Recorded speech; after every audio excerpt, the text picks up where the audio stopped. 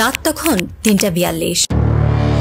কাশ্মীর সীমান্তের আকাশে হঠাৎই কেঁপে ওঠে একটি রাডার। মুহূর্তেই স্ক্রিনে দেখা যায় একটি রাফাল জেট নিখোঁজ। কমান্ড সেন্টারের প্রধান অফিসার চিৎকার করে ওঠেন, পশ্চিম থেকে একটা পিন আসছে, ওটা কি থান্ডার? ততক্ষণে অনেক দেরি। ভারতের $288 মিলিয়ন যুদ্ধ বিমান রাফাল ছাই হয়ে গেছে পাকিস্তানের স্কোয়াড্রন লিডার আয়েশা ফারুকের J-10C এর নিশানায়। যেন নিখুঁত কোরিওগ্রাফির মতো সংঘটিত হলো ঘটনাটি। কেউ বুঝতেই পারল না আকাশের কোন দিক থেকে ছুটে এলো সেই ক্ষণিকের আগুন, যে আগুনে গলে গেল ভারতের গর্ব রাফাল। পাঞ্জাবের বহলপুর জেলার মেয়ে আয়েশা যেন একা হাতে যুদ্ধের ভার কাঁধে তুলে নিয়েছেন। যুদ্ধের আকাশে আজ তারই রাজত্ব।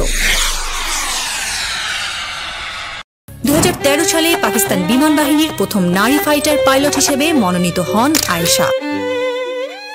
তার যাত্রা শুরু হয়েছিল একান্তই ব্যক্তিগত সংগ্রাম থেকে। ছোটবেলা বাবাকে হারান, মায়ের হাতে একা বেড়ে ওঠা, সব মিলিয়ে জীবনের শুরুটা সহজ ছিল না।